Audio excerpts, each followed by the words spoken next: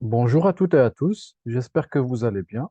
Soyez la bienvenue dans cette nouvelle vidéo de cours où je vais vous présenter en détail les étapes et mesures utilisées pour évaluer un modèle de classification supervisée.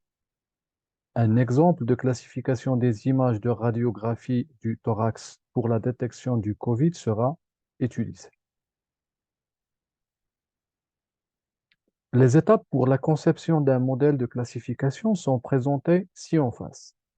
La première étape consiste en l'entraînement du modèle, où un algorithme sera utilisé sur un ensemble de caractéristiques qui sont extraites des images de la base d'entraînement.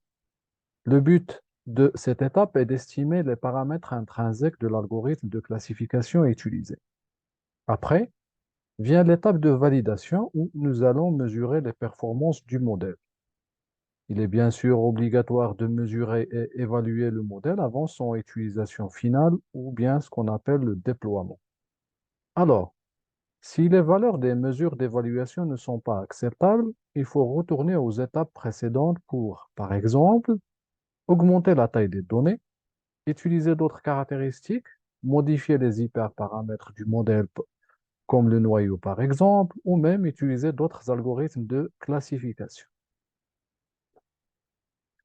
Plus de détails sur cette partie, c'est-à-dire la classification d'images par apprentissage automatique ou bien le machine learning, sont sur la vidéo consacrée pour cette tâche. Je vous invite bien sûr à suivre cette vidéo sur la chaîne YouTube en scannant le QR code ou bien en cliquant sur le lien dans la description de cette vidéo. Après conception du modèle de classification, il est nécessaire de mesurer sa performance pour le valider avant de le mettre en déploiement dans une application réelle, surtout dans le contexte médical où l'erreur de prédiction peut être impardonnable. Pour le faire, on doit disposer d'un ensemble d'images avec étiquette et qui n'ont pas été vues ni utilisées par le modèle dans l'étape d'apprentissage. On appelle cet ensemble une base de validation ou bien une base de test.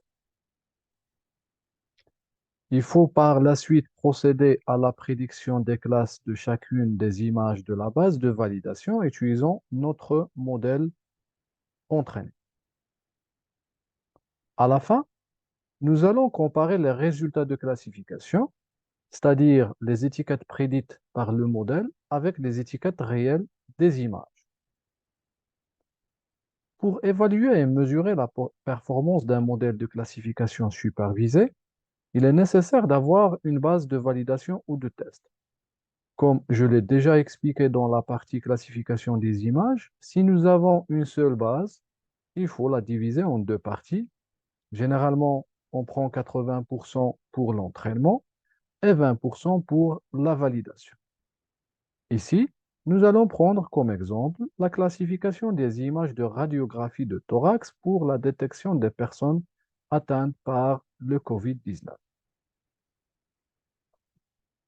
Nous allons supposer que nous sommes dans une classification binaire avec deux classes, COVID et normal, et que notre dataset, ou bien base d'images de validation, contient initialement 10 images, avec 6 images de thorax affectées par le COVID et 4 images de thorax normal.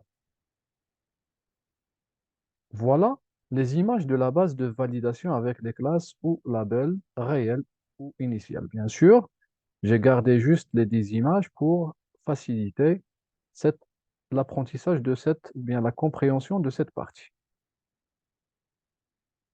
Le processus d'évaluation est le suivant.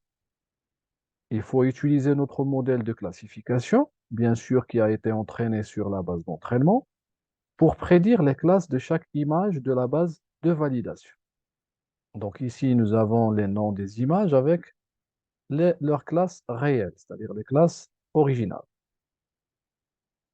Voilà les résultats de classification pour chaque image de la base de validation, c'est-à-dire nous avons passé chacune des images à notre modèle pour qu'il prédise, ou bien pour qu'elle prédit la classe de chacune des images de la base de validation.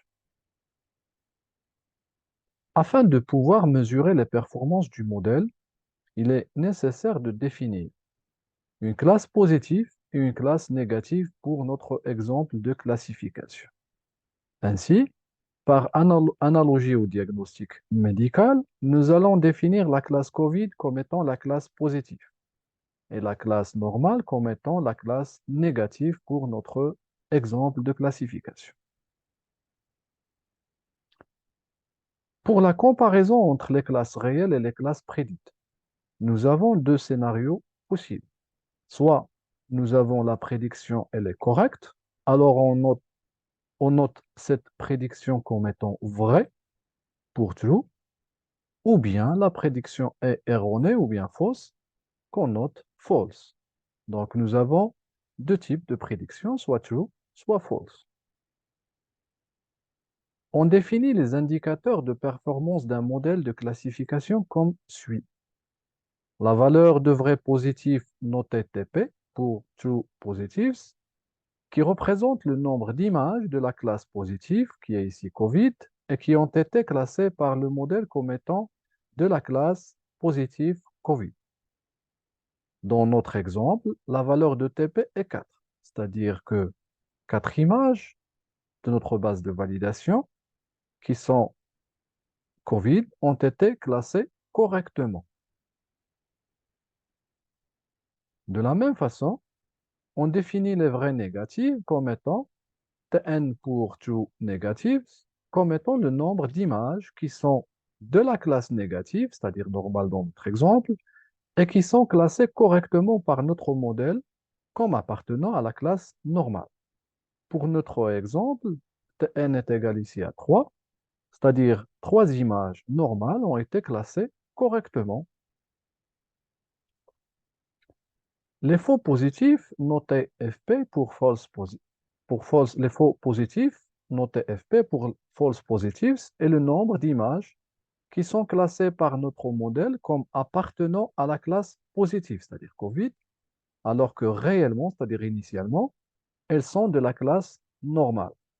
C'est-à-dire que le modèle les a prédits à tort comme positifs alors qu'ils étaient réellement négatifs. Pour notre exemple, la valeur de FP est égale à 1. Et finalement, les faux négatifs notés Fn pour false negatives et le nombre d'images qui sont classées par notre modèle comme appartenant à la classe négative, c'est-à-dire normale dans notre exemple, alors que réellement elles sont de la classe positive qui est COVID. C'est-à-dire que le modèle les a prédits à tort comme étant négatifs alors qu'ils étaient réellement positifs. Pour notre exemple, la valeur de Fn est égale à 2. Cet indicateur, c'est-à-dire le FN, est très intéressant dans le cas de classification ou bien de l'aide au diagnostic médical. Car, comme vous pouvez le remarquer, ici, deux personnes atteintes de COVID seront déclarées normales alors qu'ils sont atteintes de COVID et ces personnes peuvent infecter d'autres personnes. C'est pourquoi les false negatives, la valeur des false négatives est toujours évoquée dans le cas des tests de COVID très souvent. À partir de ces valeurs, c'est-à-dire TP, TN, FP, FN, on peut définir plusieurs mesures ou bien métriques pour évaluer la performance d'un modèle de classification. Les mesures les plus utilisées sont le rappel ou bien recall, specificity, precision, accuracy, F-score, kappa et confusion matrix ou bien la matrice de confusion. Nous allons commencer par la matrice de confusion, qui est une table qui permet de représenter les mesures d'évaluation d'un modèle de classification. Cette matrice reste un atout très fiable et simple pour évaluer un modèle.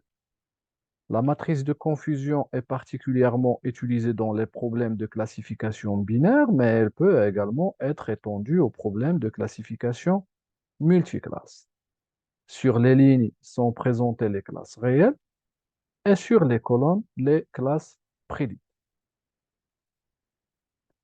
Pour notre exemple, la table de, bien la matrice de confusion est comme suit. On remarque que la lecture des indicateurs à partir de la table de confusion est très facile. car elle permet de faire la correspondance entre les classes réelles et les classes prédites. À partir de cette matrice, on peut déduire les mesures d'évaluation de notre modèle. Pour le rappel ou bien recall, qui mesure le taux de ou le pourcentage des true positives, c'est la proportion des vrais positifs parmi tous les vrais positifs et faux négatifs. Donc, le rappel ou bien recall mesure le pourcentage de la réussite de la classification de la classe positive. La spécificité mesure la proportion de true negatives parmi tous les vrais négatifs et les faux positifs. C'est l'équivalent au rappel, mais pour la classe négative.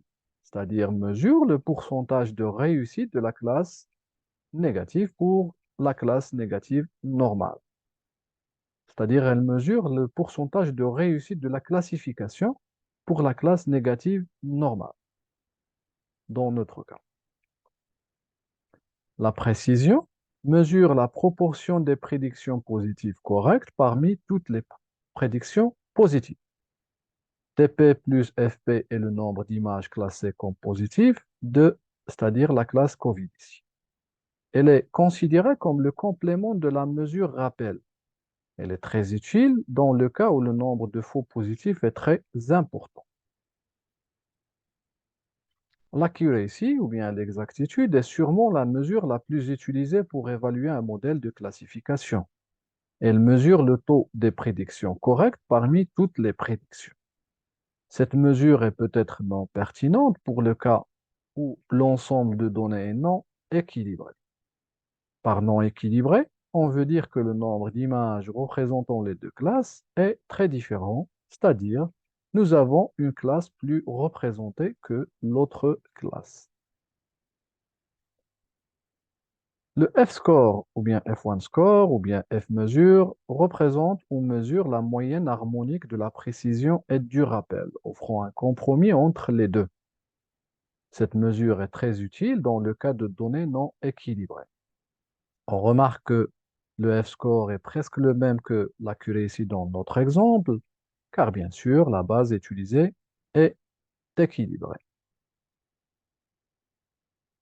D'après les résultats obtenus, on peut déduire que le taux de classification de la classe normale est plus élevé que le taux de classification de la classe COVID et que le taux de classification du modèle est faible, puisque la classe COVID est une classe très sensible et qu'on ne peut pas tolérer des erreurs de classification, c'est-à-dire les FN ou bien les fausses négatives doivent être minimum, voire nul, et bien sûr, le rappel doit être très élevé.